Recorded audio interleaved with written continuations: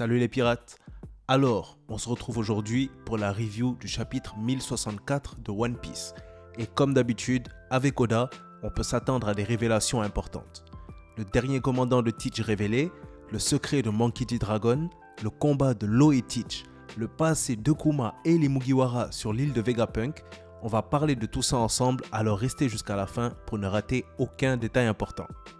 En attendant, avant de commencer, mettez un j'aime pour soutenir la chaîne, abonnez-vous pour rejoindre l'équipage et activez la cloche de notification pour ne rien rater de nos prochaines vidéos. On va essayer de viser les 500 j'aime pour celle-là. Alors, le titre du chapitre est le stage de développement de l'île d'Egghead.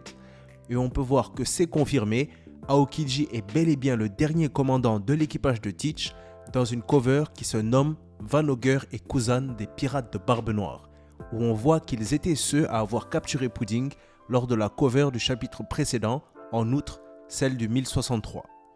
On peut aussi assumer qu'ils étaient probablement ceux à apparaître à Chocolat Town lors de celle du chapitre 1046.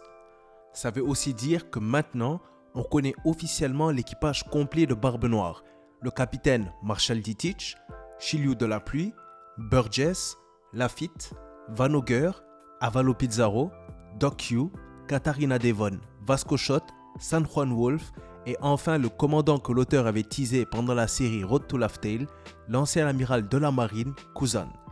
Donc, dites-moi ce que vous pensez d'Aokiji comme dernier commandant, qui sera son adversaire lors de leur affrontement contre les Mugiwara, et dites-moi aussi quel est votre membre préféré de l'équipage de Barbe Noire en commentaire.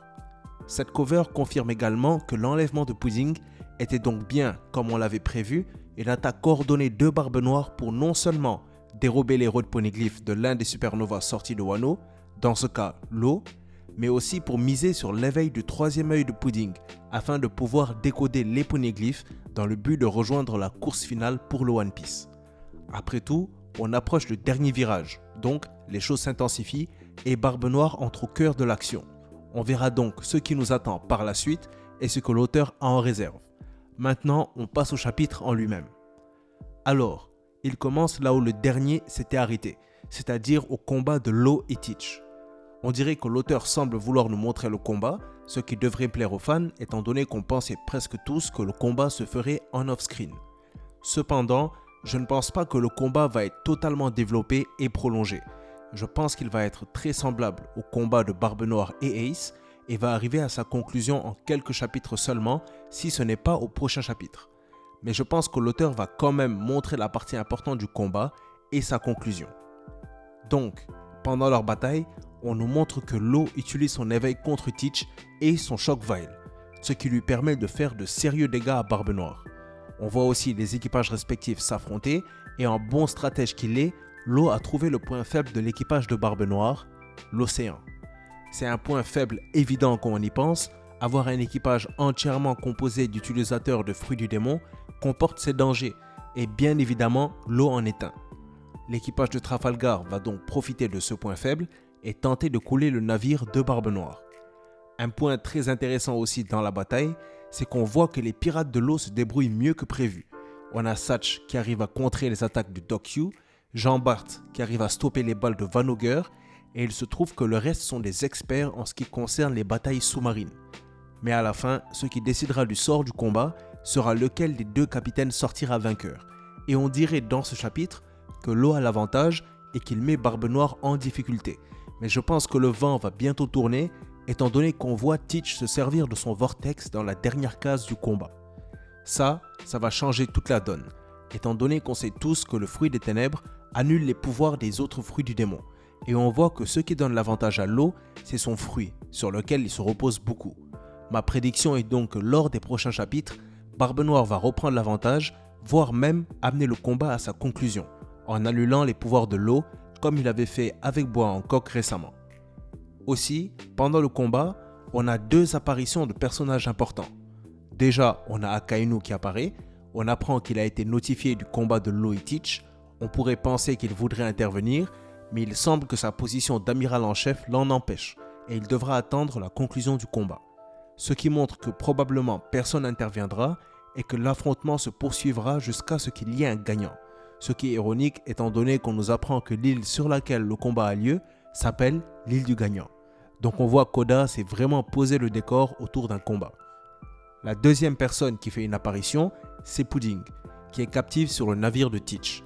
Et elle nous apprend la mort de Big Mom lorsqu'elle dit aux pirates qui sont chargés de la garder que si sa mère était toujours vivante, il serait moins confiant, impliquant que cette dernière a perdu la vie. Mais un des pirates en question donne une réponse qui pousse à la réflexion. Il dit que si les légendes du passé continuaient à traîner dans le coin, la nouvelle ère ne pourrait pas progresser. Ce qui est vrai. Pour faire de la place à la nouvelle ère, les empereurs de l'ancienne ère, marqués notamment par la domination des anciens pirates d'Erox, en l'occurrence Barbe Blanche, Big Mom et Kaido, ont dû s'effacer pour laisser la place à la nouvelle génération qui va justement déterminer le futur du monde. C'est donc ainsi que la mort de Big Mom nous est confirmée, donc on peut imaginer que Pudding a probablement reçu la nouvelle des membres de l'équipage de Big Mom qui se trouvaient à Wano, qui auraient retrouvé cette dernière. Du coup, est-ce que Katakuri va prendre la tête de l'équipage et est-ce qu'il va tenter de récupérer Pudding des mains de Barbe Noire? Après tout, on sait que Katakuri veut à tout prix protéger les membres de sa famille.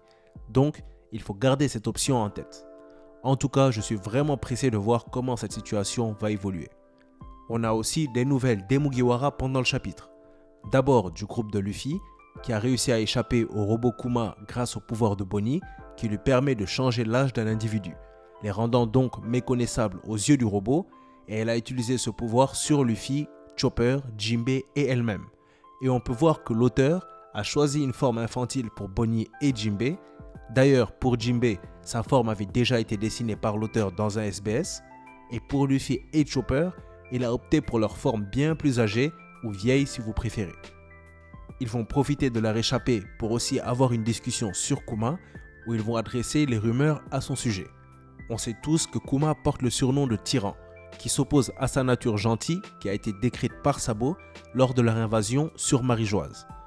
Il se trouve qu'il est réputé dans le monde comme l'ex-roi tyran du royaume de Sorbet, qui a été banni par ses propres habitants et qui a fini par devenir un pirate pour ensuite rejoindre l'armée révolutionnaire. Il aurait après été capturé par la marine et la peine de mort lui aurait été imposée.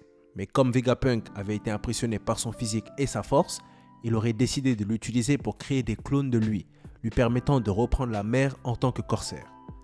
Mais par la suite, pour une raison ou pour une autre, Vegapunk aurait décidé de transformer Kuma en cyborg. Et c'est ça qui, selon Bonnie, pose un problème, ce qui est plus que compréhensible, parce que lui retirer son humanité revient à lui imposer la peine de mort. Selon elle, Kuma n'était pas un tyran, mais détestait le gouvernement mondial et n'aurait jamais coopéré avec eux. Elle arrive donc à la conclusion qu'ils ont dû le forcer d'une manière ou d'une autre, et connaissant le gouvernement, elle a très probablement raison. Pour elle, Vegapunk, c'est rien de plus qu'un meurtrier, expliquant aussi son désir de vengeance. En fait, Kuma tiendrait ses capacités spéciales d'une race particulière à laquelle il appartient, et ce serait à cause de ça qu'il aurait été utilisé comme un cobaye pour les expériences inhumaines du gouvernement.